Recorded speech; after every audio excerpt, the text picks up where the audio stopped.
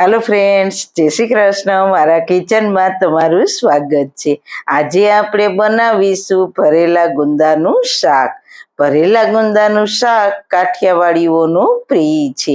आ शाक ने तमे रोटली रोटला के भाखरी साथे खाशो तो खूब ज टेस्टी लागशे अने खूब ज ओछा समयमां बनीने तैयार थई जशे। तो चलो मारी साथे रेसिपी स्टार्ट करिए। रेसिपी स्टार्ट કર્યા પહેલા જો તમને મારી રેસિપી ગમતી હોય અને હજુ સુધી ચેનલને સબસ્ક્રાઇબ ન કરી હોય તો પ્લીઝ સબસ્ક્રાઇબ કરજો અને બાજુમાં આપેલ બેલ આઇકન પ્રેસ કરજો એટલે નવી નવી રેસિપીના નોટિફિકેશન મળતા રહે।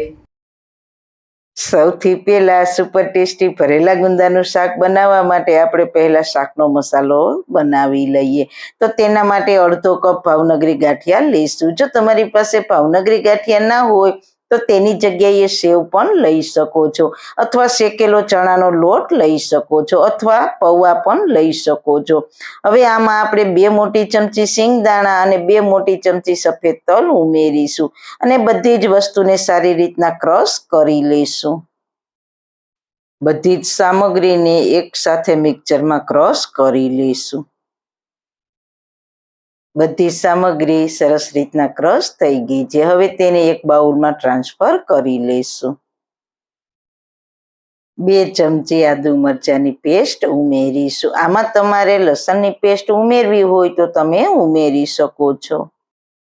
મસાલામાં 2 ચમચી લાલ મરચું પાવડર, 1 ચમચી આમચૂર પાવડર, 1 ચમચી હળદર પાવડર, સ્વાદ અનુસાર મીઠું અને 3 ચમચી ધાણા જીરું પાવડર ઉમેરીશું। ભરેલા શાકમાં ધાણા જીરું પાવડર વધારે ઉમેરવાથી શાકનો ટેસ્ટ ખૂબ જ સરસ આવશે। થોડા ફ્રેશ ધાણા ભાજી ઉમેરીશું અને મસાલાના બાઇન્ડિંગ માટે 1 ચમચી તેલ ઉમેરીને બધી જ સામગ્રીને સારી રીતના મિક્સ કરી લઈએ। તો તૈયાર છે ભરેલા ગુંદાના શાકનો ટેસ્ટી એવો મસાલો। આ મસાલાને તમે ફ્રીજમાં 20 દિવસ સુધી સ્ટોર પણ કરી શકો છો। હવે આપણે ટેસ્ટી શાક બનાવવા માટે 250 ગ્રામ ગુંદા લીધા છે। ગુંદાને મેં ધોઈને સાફ કરીને કોરા કરી લીધા છે। હવે ગુંદાનો ઉપરનો ભાગ કાઢીને તેને દસ્તા વડે પ્રેસ કરીશું એટલે ગુંદુ થોડું ખુલી જશે। હવે ગુંદુ આખું ખુલે નહીં તે રીતના તેમાંથી ચપ્પા વડે ઠળિયો કાઢી લેશું। તો આ રીતના બધા જ ગુંદામાંથી ઠળિયા કાઢી લેશું। આ જ રીતના આપણે બીજા ગુંદામાંથી ઠળિયો કાઢીશું।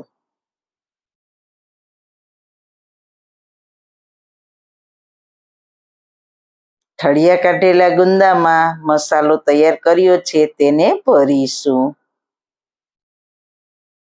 તો આ રીતના મસાલાને પ્રેસ કરીને ભરીશું।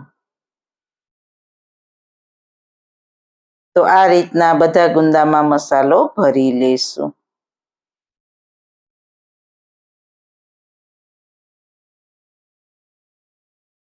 બધા ગુંદા મસાલો ભરાઈને સરસ રીતના તૈયાર થઈ ગયા છે। ગુંદામાં મસાલો ભરાઈ ગયો છે અને આટલો મસાલો બચ્યો છે। તો તે મસાલાને આપણે શાકની ગ્રેવી બનાવવામાં ઉપયોગમાં લઈશું, જેનાથી ગ્રેવી એકદમ ઘટ બનશે।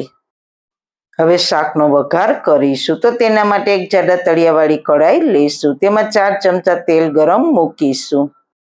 આ શાકમાં આપણે પાણી નથી ઉમેરવાનું, તેલમાં સાતળવાનું છે એટલે તેલનું પ્રમાણ વધારે રાખવાનું। તેલ ગરમ થાય એટલે 1 ચમચી રાઈ મેથી નાખીશું।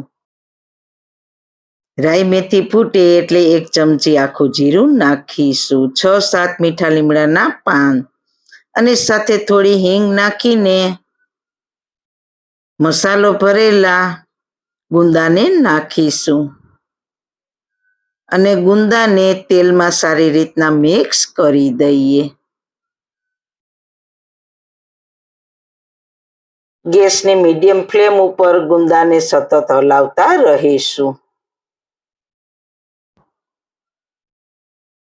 હવે ઢાંકણ ઢાંકીને 5 મિનિટ થવા દેશું. વચ્ચે વચ્ચે 1-2 વખત ગુંદાને હલાવતા રહીશું.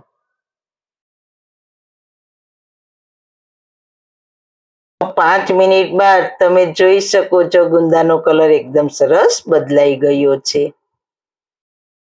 અને ચપ્પાથી કટ કરીએ તો તે આસાનીથી કટ થઈ જાય છે. એટલે કે ગુંદા કૂક થઈ ગયા છે. બસ આવા જ કૂક કરવાના છે.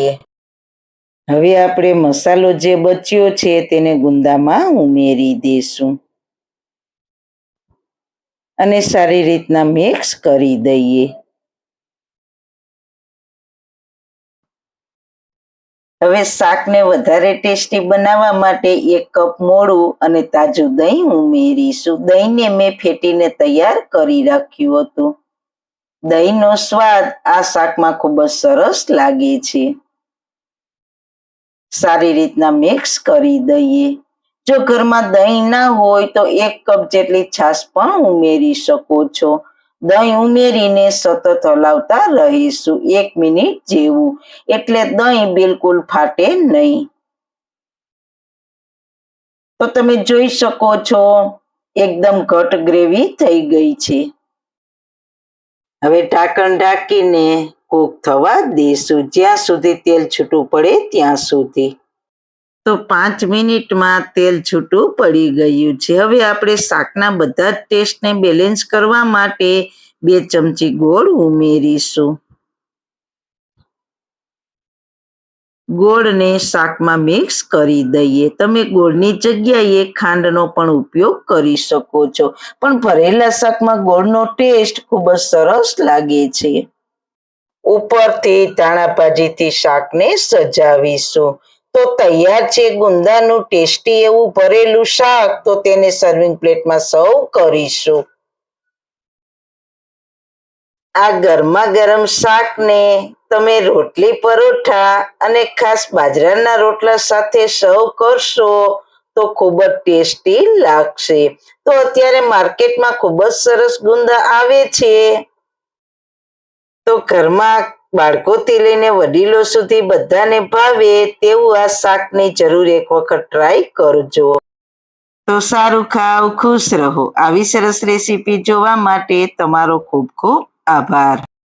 મારી રેસીપીને લાઈક કરજો, શેર કરજો, મારી ચેનલને સબસ્ક્રાઈબ કરજો. ફરી મળીશું નવી રેસીપી સાથે. જય શ્રી કૃષ્ણ.